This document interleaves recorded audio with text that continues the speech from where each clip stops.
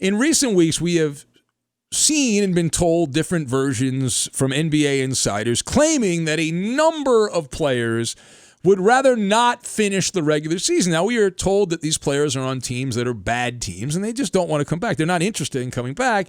They would prefer to enjoy their summer hobnobbing around, having a good old time, without the hassle of having to play professional basketball in some kind of fugazi setup. So this is a point of emphasis for lottery-bound teams, the star players on lottery-bound teams that are playing out the string. Now, all of this has been done off the record. And nobody's been willing to put their name on it. Steve Kerr did, but he's not a player. He's a coach. And Steve Kerr pretty much said the Warriors aren't even trying. They're not even practicing. They're not even thinking about coming back. They've already checked out. And they said this year is essentially a mulligan. And that's it. So all of the comments from the insider crowd of the NBA was an anonymous NBA player. These are faceless quotes.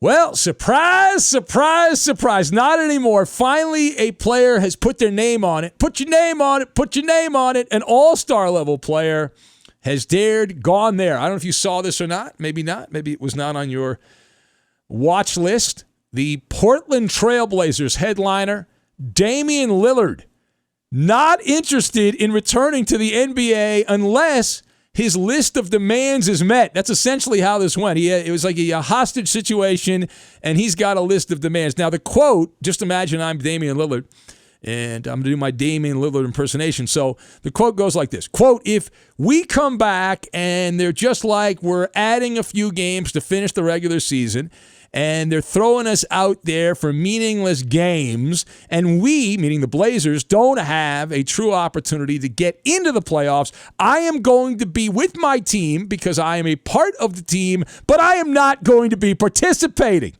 Lillard opined, I'm telling you that right now, and you can put that blank in there.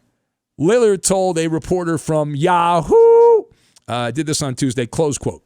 Now, anyone with an IQ above 40 knows that this is clearly a demand that is being made by Damian Lillard. There are conditions on him returning to the court for the Trailblazers. So let us discuss the question. What do you make of a star, Damian Lillard, certainly that, a star in the NBA, issuing an ultimatum for him to come back and play in games?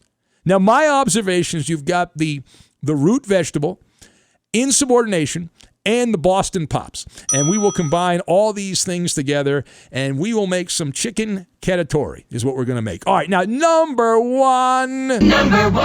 Strike up the orchestra. Damian Lillard. I actually like this guy. So this is a calculated Malamala. Damian Lillard is one of the guys who I appreciate watching play basketball. He's a type A player. He's overly competitive, plays with a hostility that I like. I like that style of player. He's got anger to his game. I appreciate that. And the cliches that we use, alpha dog and things like that, that would apply to Damian Lillard. And this guy has been one of the top players over the recent years in the NBA. He is, as the song goes, is fearsome like a barracuda on the court. Nevertheless, you got to call a spade a spade. And Damian Lillard, while I enjoy watching the man play basketball, he is guilty of willful ignorance when it comes to this. Damian Lillard has the self-awareness of a root vegetable. This is collateral damage. The bigger picture, it's collateral damage for load management in the NBA. That's essentially what this is. When I saw these comments from Damian Lillard, I said, okay, this is why David Stern tried to put the kibosh on this years ago. The plague that was mastered by the San Antonio Spurs, the Typhoid Mary, Greg Popovich, and San Antonio, was shunned upon by David Stern. Then the new commissioner, Adam Silver, took over, who's been around for a long time, and his minions are like, yeah, we think this is a great idea. Yeah, players want to take games off during the regular season and rest up for the playoffs. This is a great idea. That is a plague, is what it is. And you allow players to cut corners and to pick and choose when they participate.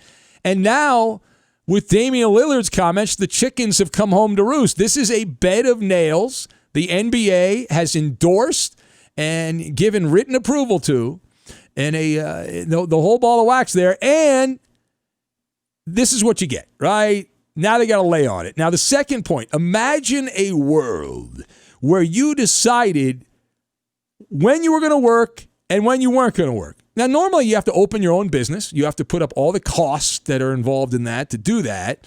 You have to be the CEO of a company. Then you get that kind of power. Damian Lillard clearly does not understand the employee versus employer dynamic. It's kind of like if you were in school and you're studying and you say, you know what, I only am going to show up for tests because day to day it doesn't really mean that much. Those classes are really monotonous during the school year. So instead, I don't want to do something that's pointless. So I will only show up to take the test. And then if you, in the working world, try telling your boss, just for S and giggles here, try telling your boss that you don't think Wednesdays are that important. Like hump day is really not that important, and I should take it off because I got to, I've worked a couple days in a row and it's problematic, and I just want to take off Wednesdays. And you determine what's worth your time and what's not important.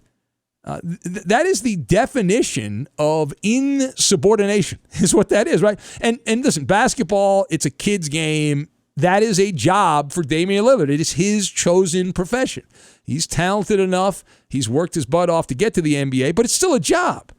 And for his many trials and tribulations, Damian Lillard is rewarded with gobs and gobs of money. In fact, he's making $29.8 million this season. Now that works out to over $360,000 over 82 games. Now, the Blazers have only played 66 games, and if they don't play any more games, if Lillard doesn't play any more games, then his per game income will be at $451,000 per game the Blazers played in.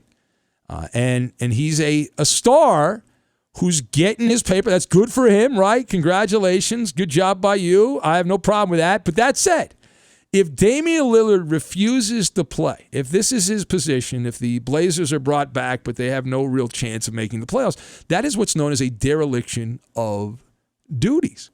And the Maller math works like this. No play equals no pay. That's how it works. Right? You don't play, you don't get paid. And the NBA is still trying to connect the dots on what's going to happen. The Blazers are a losing team. They're 8 games under 500.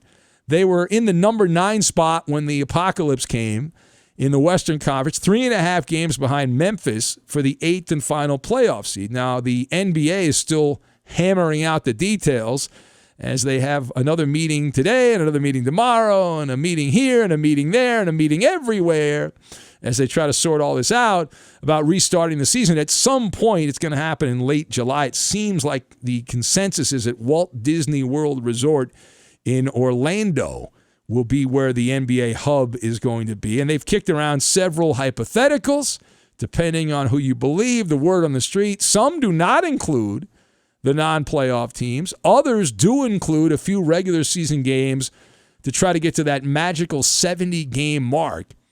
But that math would not work out because if you're the Blazers and you're 4 games behind Memphis, and I don't know how many games Memphis has played, but let's say Memphis also has to play 4 more games to get to 70.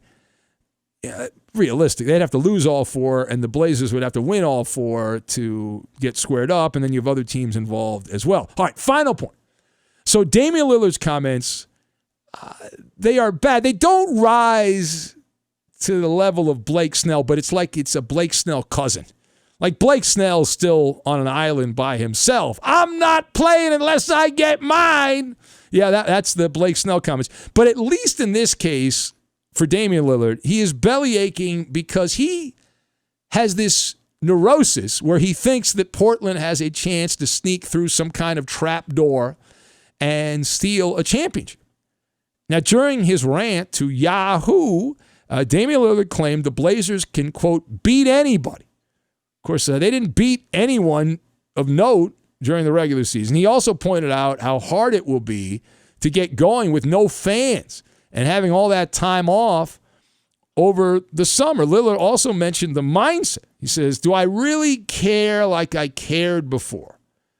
Now, he was referencing the general perception of the players, saying that this would help the underdog sneak up to the elite teams. And for that, I do not disagree.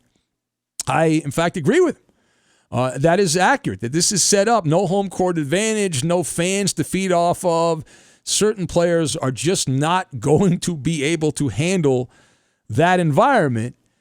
But that said, saying Lillard, I'm not playing the insubordination thing. I'll be with my teammates, but essentially he's implying he'll be wearing a suit with a tie and not playing. So let me go over to, I've got a storage room here with some old instruments from the Boston Pops, and I'm going to get out the world's smallest violin. All right, I'm going to play that for him because welcome to the post-apocalypse NBA. And I don't know what Lillard was doing while he called this rider. I have no idea. I don't know if he was like one of our callers on Scotch, whiskey, and bourbon, the big three, or hanging out with bath salts. But if he thinks a team that turned to Carmelo Anthony in desperation, the Portland Trailblazers, are going anywhere. Carmelo probably weighs 500 pounds at this point, having the last couple months off. Yeah, I have a sneaking suspicion that Damian Lillard is just the tip of the spear. The it's not worth it crowd, that mindset is pervasive in the NBA. And we'll find it. There's certain guys that look at this as an opportunity. There's two ways to look at it, right? You can either say, this is I'm the victim here. A lot of guys love to play the victim card. These people drive me nuts, and I feel like the world's out to get me and all this stuff. Or else you can create your own reality and look at this as an opportunity to be a championship team. But the fact that the Blazers had a losing record, so they don't really deserve to be a playoff team. These are extreme situations. So that's just the way it works.